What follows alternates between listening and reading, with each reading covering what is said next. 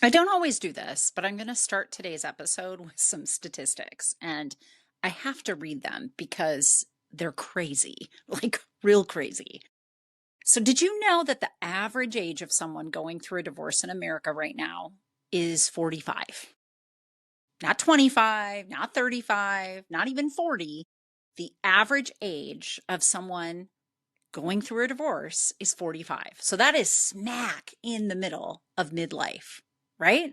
Now, in addition to that, 41% of first marriages end in divorce. Okay, so we gotten a little bit better than the 50-50 proposition we were in a few years ago. But for second marriages, that number jumps up to nearly 60%, right? And for third marriages, it's 75%. Now, here's the question nobody is asking. Why does it keep getting worse? Why, in our second and third marriages, are we even more likely to get divorced? And now I'm going to top it all off with this last statistic. Women file for divorce 66% of the time. And in some years, that number even has climbed up to 75%. So these divorces aren't initiated by men, they're more initiated by women and more in the heterosexual relationships.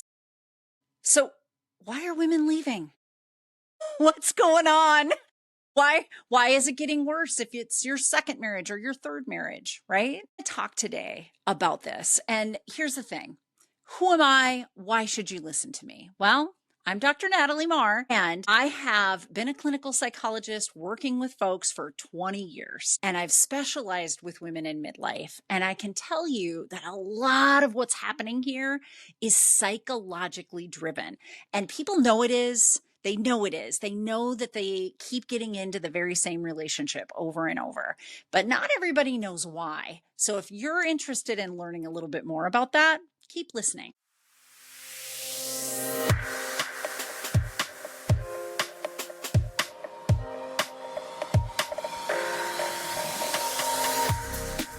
Welcome. You're listening to The Centered Midlife, a podcast that teaches women in midlife to unapologetically stop silencing their dreams and start designing the lives they want to live in. I'm your host, Dr. Natalie, and as a clinical psychologist of the last 2 decades and a twice divorced single mother myself, I not only know how hard it can feel heading into midlife, I am living it right here with you.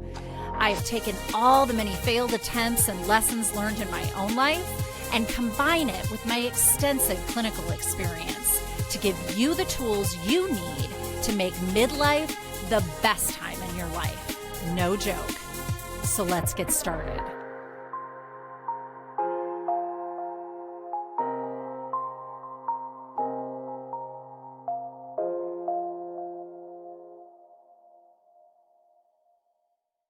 So those were some really fun statistics, right? And I'm chief among them because I've had myself 2 divorces. So listen, why does this happen? And why is it that women, more often than men, are seeking divorce as an option? Well, in midlife, there's a whole confluence of stuff that's happening. Women, our stress resilience is reducing as our hormones are settling into a lower level, estrogen chief among those, and how it interfaces with some of our stress hormones and how we balance stress in our bodies. So we just can't put up with stuff anymore. And it's not a joke. Like those noises that your, spouse makes where they're, I don't know, smacking their lips or sneeze funny or just whatever starts to irritate you a bit more as you head into midlife. But that isn't why 66% of women are the ones that are precipitating divorces or asking for them. There's actually new statistics, which I didn't look up today, but you can find these pretty easily on the Googler. There are some statistics that show that a woman's lifespan is actually reduced in heterosexual relationships, whereas a man's lifespan is expanded in those heterosexual marriages, I should say. So in essence, it behooves men to be in a marriage, and it's harder on women to be in a marriage. That's right. You get more years of life if you're not married. Now, this isn't directly why women are doing this, but all of these statistics in conjunction with one another, really the underpinning here is that women psychologically have found themselves in the same relationships over and over. And there's gotta be a why to that, right? I mean, listen, I went into psychology because I was continually fascinated by why do humans do what they do when they're doing it? Why, when we know better, can we not do better, right? Why would someone continue to date very similar people or marry very similar people and end at the same place where they are disappointed and not enjoying their marriages any longer? Well, my friends, there's a lot of reasons psychologically why we find ourselves in these patterns. And for women in midlife, when I've worked with them, one of the things that I notice is that those people pleasing type behaviors are patterns that were established well in childhood. The being the selfless person that puts themselves first, that makes sure there's no conflict happening in relationships, almost over anticipating, right? So there's no conflict happening. But man, the mental gymnastics that these women have done for decades, essentially, making sure that everybody's needs, besides theirs, are met so that no conflict arises. Basically, they interface with this time in our midlife where we're like, hell no, like I have no more fucks to give. And so I certainly am not going to find one to give to this spouse who is depleting me. Like, we wake up in a lot of ways. There's an awakening in midlife that the extra levels of estrogen and progesterone had really just kind of drugged us up in feel-good hormones, and we were able to tolerate it just at really, really high levels. And now we can't. And the overall impact of that is that if you do that for decades of time, that'll shave years off your life. Now, you don't recognize it. You're putting up with it. You're able to tolerate it. You've built all sorts of patterns of behavior about how to serve this family and this spouse in such a way that there's, very little conflict happening. But you're kind of the linchpin of all that. And when you stop doing it, then everything starts to fall to shit, essentially.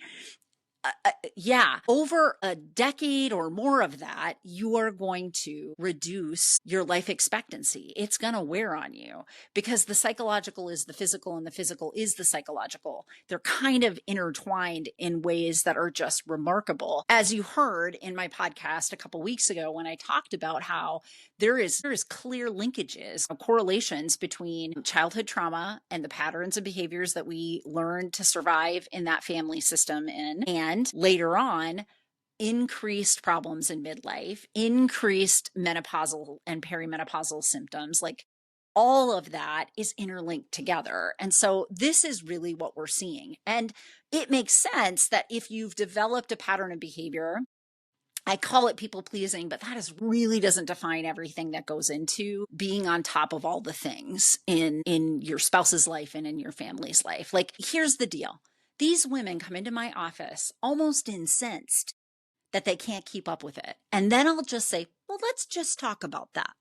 Why don't you tell me what you're keeping up with? You're getting, yourself up and how many kids every day and getting them to how many activities? Okay. And you're married, but what household duties are you doing? What household duties are they doing? So every single day, like, how many hours go into you doing all of those things? Yeah. Okay. And your spouse, like, how much are they doing? And how much break time are you getting, or rest time? And how much are they getting? Okay. So you're doing all this for the kids and you're doing all this for the spouse. Great. And, you have a job and you're really successful, because I see a lot of really type A overachieving women in their midlife. So, these are not like run of the mill jobs. These are like CEOs and CFOs. And, even just being in middle management is super, super stressful. Holding all of that, taking care of your employees that report to you, making sure that you're over anticipating their needs and making sure that there isn't conflict and buffering that against what's above them, right? So maybe you're not in the C-suite, but you're still an integral part of this company and you've been doing that job. So you go from the job at home to this job at work, right? All day long. And then you come home again. I mean, come on. How many memes are there about the decision fatigue over what to make for dinner? And it's real. Like, oh my gosh, I am 100% there with you.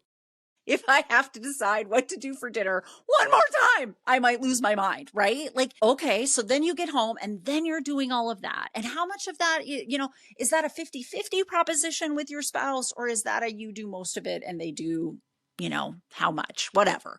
So we go through this. I mean, I literally make them walk it through and compare and contrast it, because one of the patterns of behavior that we get into that helps us to not see this, one of those patterns is what we call dissociation. We are able to actually compartmentalize and not see it all at the same time. So you're just doing the one thing, right, in your tunnel that you're doing that's right in front of you, which is super effective for stress tolerance. Super effective. It's actually a skill set that we also would teach as psychologists in the right scenario.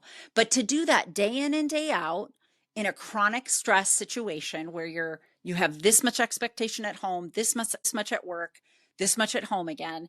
Oh, and by the way, I also then ask them what they're doing in their communities, because you bet your bottom dollar these women are also, doing the bake sales and running the rummage sales and, raising money for something their kid is doing and like doing more of the work than their kid is doing. And like there's also a whole level of community support that these women have their hands in, right? So it's not just home and not just work. There's all sorts of levels. And then you layer on aging parents and you might be making decisions around that, or just being, having friendships and siblings and, getting just tired of those people coming back to you and asking for you to help them again and again. So this is way bigger than just people pleasing. And I don't want you to kind of leave this podcast today thinking that's all I'm talking about. Is so much more than that. But I will make these women, I will sit down with you and I will write it all down, because I know what she's done. She's compartmentalized. I can do this between 8 and 10, getting up, getting ready, getting other people ready, getting us out the door, getting us to the places that we need to be, and myself getting to work, getting settled in and starting. I can do that. And then once that's done, boop, that's out of my head. Goes into like a container. I lock it up. I put it over here. Then I'm doing the next thing. I'm doing the work thing. And I might even compartmentalize parts of that. I do a little bit, in the morning shift, and then I have lunch, and then I do a little bit in the afternoon shift, and I get myself ready. And then all of that's done, and I wrap it up and I put it in its container and I put it away. Then I'm headed home. Then I'm in my next shift of doing whatever I'm doing, right? But I'm not putting together that I did it between 8 and 10, and I did it again between 10 and 5, and I'm doing it again now between 5 and 8, and whatever, right? Okay. So you get the picture. Once you write it all out and I make you say it in a full sentence, that I expect myself to do this and this and this and this.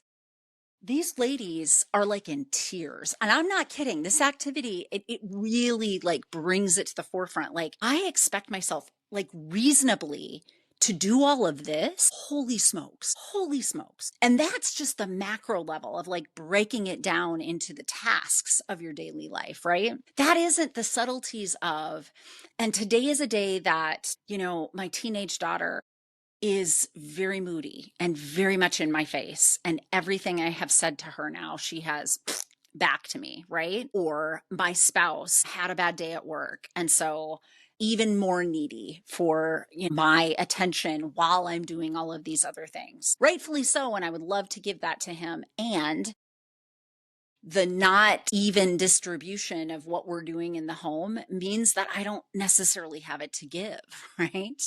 So this is a pattern of behavior that started early in your life, and likely early in a marriage, but you have not broken those habits, and you bring those habits to the other relationships. So it's not as simple as, why am I attracted to the same kind of person?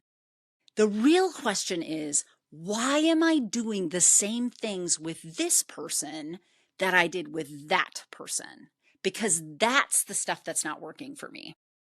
Sometimes it is also about the person. I don't want to, I don't want to bulldoze over the fact that there is some reality to we get attracted to the very same people over and over as well. But sometimes that's also about the cues that they're giving us that make us feel it's familiar. It's familiar, and you know where you'll fit into that. You're going to fit into that with this pattern where you have this overachieving idea that it is reasonable for you to cook and choose every dinner from now until eternity. And that you do that within the landscape of also being responsible 80% of the time for all the child rearing. And by the way, you're going to go to a job during the day that most people, if that was all that they had to do, would be so much that they'd be stressed and sitting across the couch from someone like me. But you should be able to do that in the middle of all the other things that you're doing in your life, right? Fresh bullshit, my friends. What slice of hell have we walked into?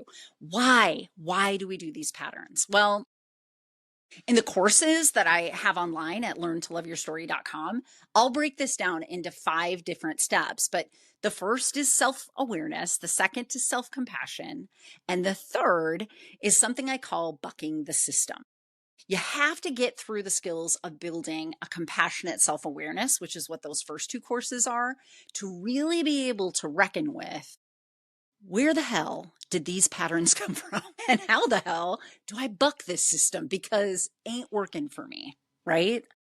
And that's the work that I love to do with women. That's the work that I want to do. I want you and I to stay curious together about how these systems, these patterns of behavior have just kind of insidiously shown up in your life. And they are the water that you're swimming in, the air that you're breathing.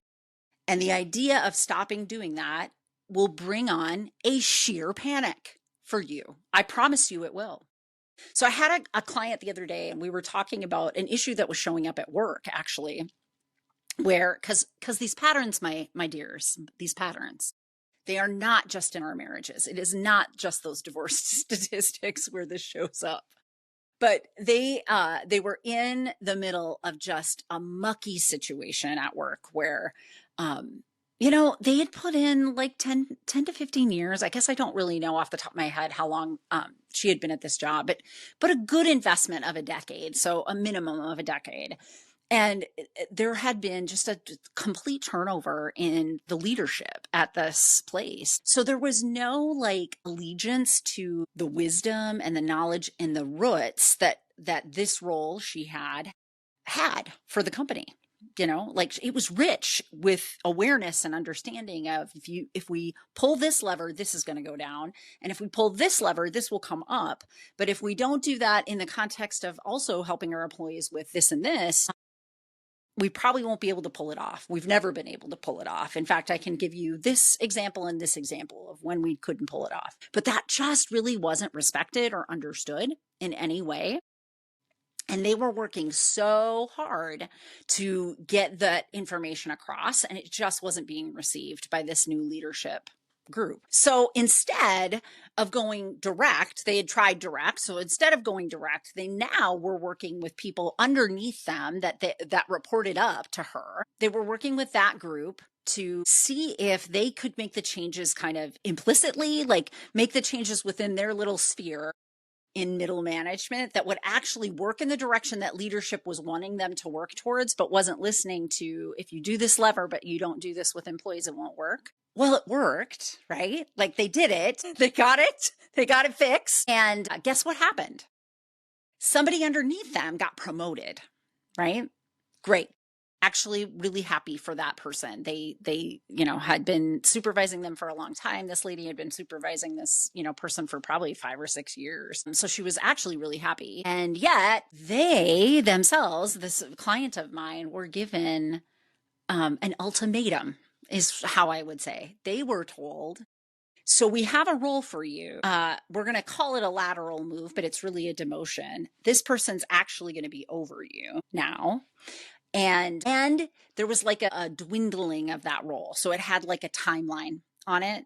And so the hope was like they would do this role and then they would laterally move again to another role. So essentially getting kind of worked out after having solved the problem, but not directly because the leadership wouldn't hear it. They did it indirectly through these other people that were direct reports. And the thanks they got was a pink slip, essentially, right? Devastating, just absolutely devastating for this woman that I've worked with for a while now. And I mean, it took a while to unpack all of that, but there was this moment where, I have a lot of rapport with her, and I sat across the couch and I said, do you want me to tell you the pattern I think I'm observing that led you here? And, she was like, of course, Dr. Natalie, tell me. And I'm like, okay, I'm going to tell you, but I'm also going to tell you that you need to show up with your compassion for yourself, your self-compassion, right? We're going to make you aware of this, but it has to be compassionate awareness, because when you hear me say this, I know with the skills that you and I have built together, you're going to recognize your own participation in your suffering, and you're going to want to beat yourself up about it. And I don't want you to do that. I just want this to be a learning moment that helps inform and bring wisdom to what you want to do next, right? Lights a fire under you for what you want to do next. Okay. Dr. Natalie, I'll listen. What is it? What did I do? I was like, wait a minute, not very self-compassionate. Please be more self-compassionate. But then I shared with her, I'm like, I've seen this pattern of yours, right? So it's all is in service to getting the job done and being the team player. I think in her family life, I would say it's not like being a team player, but making sure the family flourishes. But I'm like, it has this codependent flair of wanting to see a certain outcome, right? And when they don't do it, you figure out a way ingeniously to get it to happen, because what you're playing for is reduced conflict overall. You want it to get fixed. You don't want it to blow up. You don't want to have to deal with the discomfort of the blowout when leadership said, I'm going to pull the lever, even though they hadn't set things up right with employees. And it would have been a shit show. And that's fine, because that was their call to create a shit show. Even though you knew it was coming, wasn't your call whether it happened or not. But you interceded in this nature where you're over identifying what the problems will be to reduce the conflict before it ever happens. And I've seen this pattern in your family stuff when we've talked about it, and in your marriage and with your now adult children, that you're fixing problems they don't know they have yet. And this participation, this pattern, causes you problems. It creates a pink slip later on down the line in a way, right? I mean, this is also a woman that we've talked about. Will her marriage last? Where she and her spouse are at this point is they will be able to proceed in midlife in this marriage if it's a new relationship. But the old kind of relationship they have with these very patterns of hers are never going to serve them.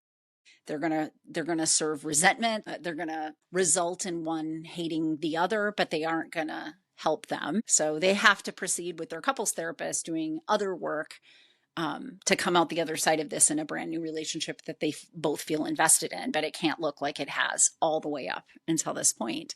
So I share this with her, and she very somberly is like, I absolutely see what you're saying. And I hate it that I didn't see it while it was happening. So we backed up and talked through. That is the whole point of compassionate self-awareness skills. And it's the whole point of like being in the practice of them always. One of the self-awareness technique, like skill building techniques that I teach is mindfulness. And the reason for that is being aware of one thing at a time, but wholly aware of it. Not mindless, but mindful, right? Not driving, but being in your head or on the phone and not realizing you just drove 20 miles, but mindfully like naming everything you're seeing and experiencing the drive as you're driving.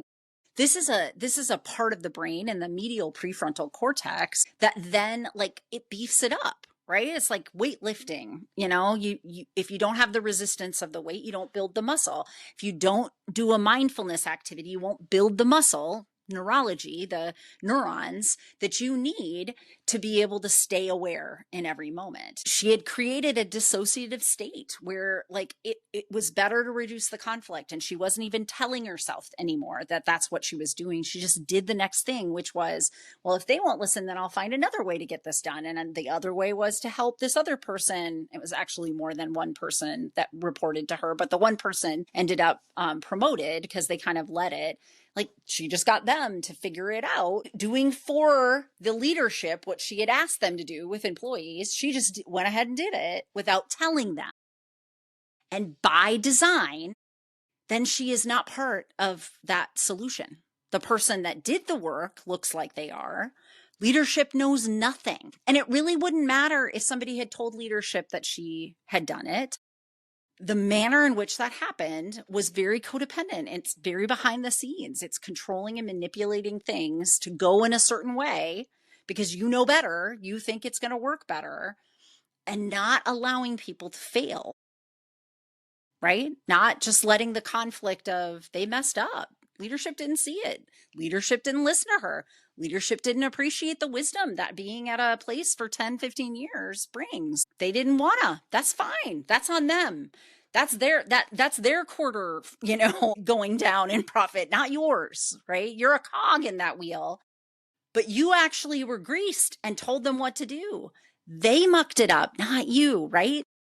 And so we really kind of unpacked, it's okay to stay aware, to keep building your awareness skills. And one of the fifth step really is about rinsing and repeating. It's a growth mindset. So it's like believing that at any given time I could learn more. So yeah, maybe I've gotten better in my mindfulness skills and being self-compassionate in several areas of my life. But if my psychologist tells me this is a pattern where you created this, you designed your own pink slip, you wrote it, and here's how you wrote it with this pattern of behavior. Holy smokes, right? Holy smokes. Yep. I got to swallow and just understand and be flexible in my thinking that I can't catch everything all the time. I can build my awareness skills, but I'm not, sometimes new things will arise. And truly the work I do with people, over time, the skills are there. And with each new, discomfort in your life, it's an opportunity for you to grow using those skills. It isn't a fix-all that like I could have you come in and you're on your third divorce and you want to know why you're doing this. We can unpack that. I can figure that out with you. I can give you some ideas. You're the expert in you. You'll see where that fits with your life. And it won't fix all relationships all at once. It's not a one and done kind of a thing. It's a set of skills that allow you to flow and ebb in your life in such a way that you'll start to see those patterns and where they're showing up, right? Now, if you're somebody that during this podcast today, you're a woman that lives in Minnesota and you have resonated with any part of what I've talked about, then here's my suggestion. Look me up on nataliemarcounseling.com because I do have a small private practice. I do online, I do in person for people in Minnesota. And this is the bread and butter of what I help women in midlife to unpack is where are these patterns of behavior that are not serving me? How insidiously have they gotten all wrapped into what I do, even though I don't want to be doing it? How do I back my way out of that, right? I love helping people through this. And I love it because as a woman in midlife myself, I am constantly running into, oh, damn, there's my pattern that doesn't serve me. I am not 100% out of my woods yet either. I've recognized how I found myself in 2 marriages that didn't work for me. I've shared a ton about it on the podcast. Chief among them was that I also would just put my head down and do the next right thing, compartmentalize stuff, and not be looking at what was happening over here. In pursuit of let's reduce the conflict, let's make sure that everybody in the family is getting their needs met at my expense, at my own self-betrayal because I'm not taking care of me, and then hope that everybody's going to be appreciative of me in the end, that they're going to notice that I did that they're going to congratulate me for doing that. And I got resentful, they didn't see it, but it was by design. Nobody was noticing me doing that. My ex-husbands were not noticing me doing all of the work and all of the heavy lifting in managing household and managing, kid rearing and not making a big deal out of it, but still having time for them. But really, what I was doing was depleting my own energy. I was getting burned out. I was emotionally exhausted and then resentful that they didn't appreciate all that I was doing to hold up these relationships. Girl, if they don't know you're doing it, how would they know to thank you? Right? If your kids don't appreciate you, it may be that you're doing such a good job of making their lives easy. They don't know that there is a world where you're not doing all of that. The expectation, that's the norm, right?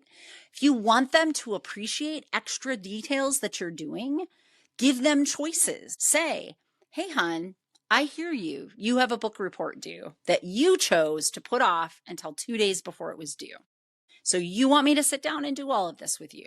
I am 100% going to do that. Here's your choice, though.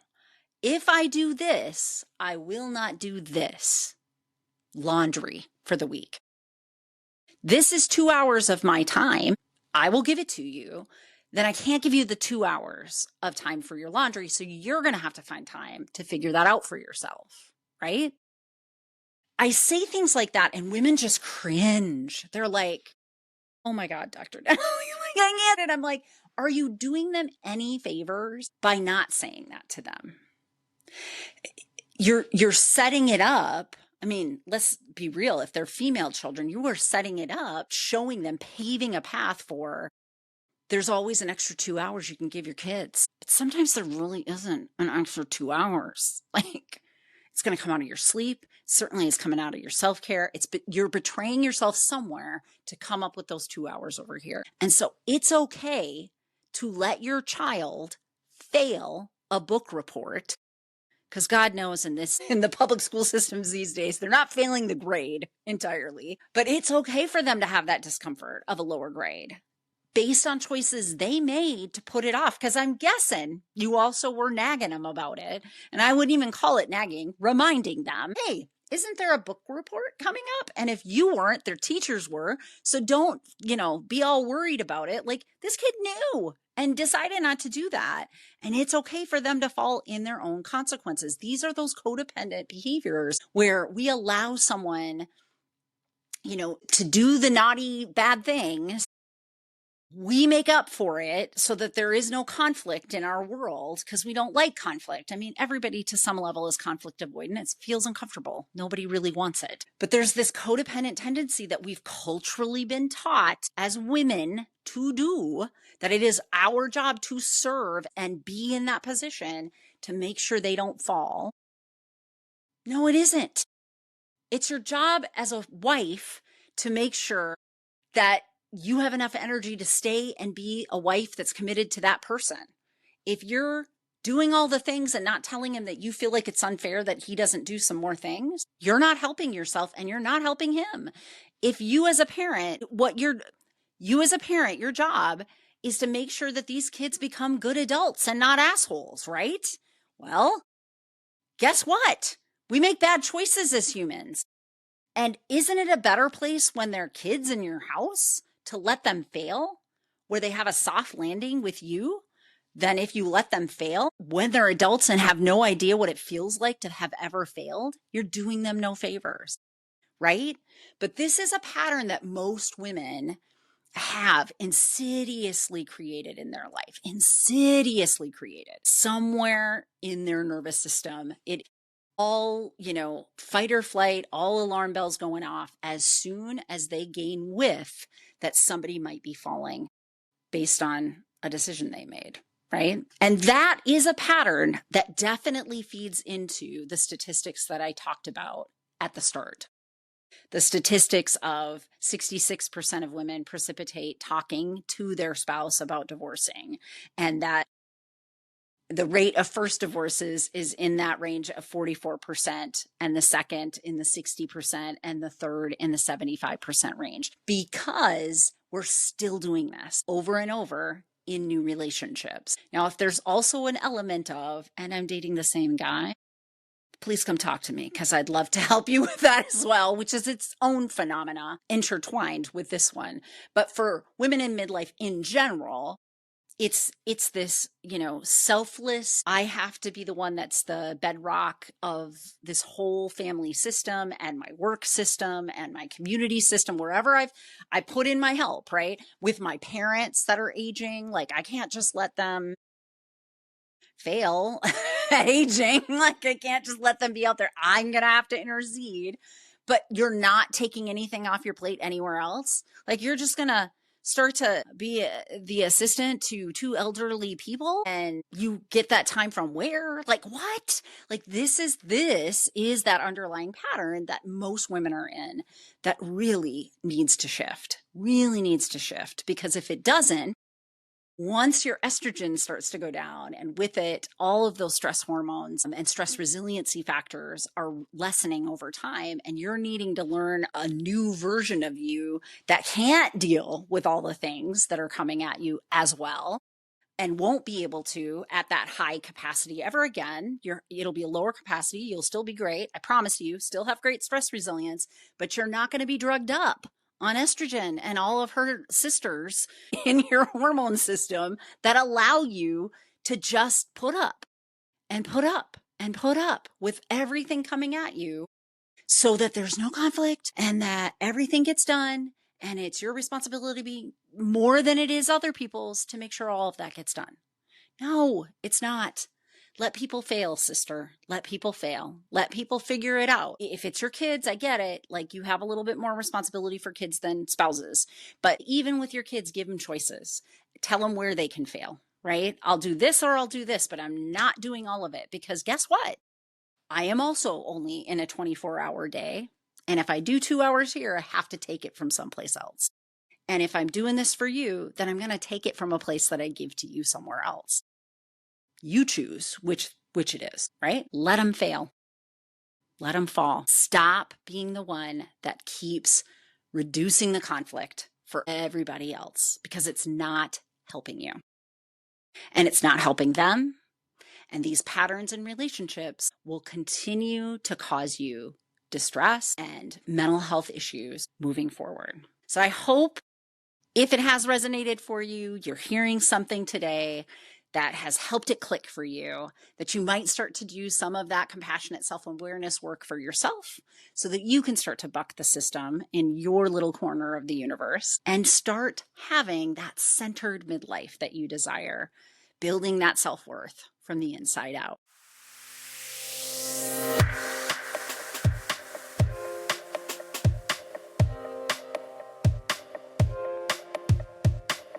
Because I am a licensed clinical psychologist in the state of Minnesota, I have to make sure at the end of each of these episodes that I give you the disclaimer that none of the material that I talk about in these podcasts is meant to replace any kind of therapy or formal medical or mental health treatment. And in fact, anything that I offer on my website, my coaching programs, any kind of psychoeducational materials that I release are not a replacement for that level of care.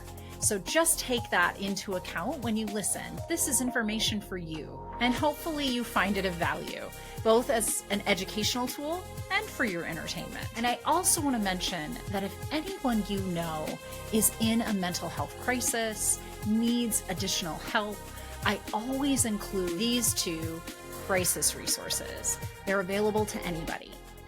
Pick up the phone and dial 988 for the National Suicide Prevention Lifeline. And you can always visit their website at suicidepreventionlifeline.org. Additionally, there's actually a crisis text line. So if you're not somebody that likes to pick up the phone, text HOME, home, to 741-741 to the crisis text line. And you can find them online at crisistextline.org. midlife.org. Thank you for listening to my podcast, and I hope that you like and follow me wherever you get your podcasts, and maybe consider leaving me a review. It always helps me to keep this podcast relevant when I know what you want to hear about.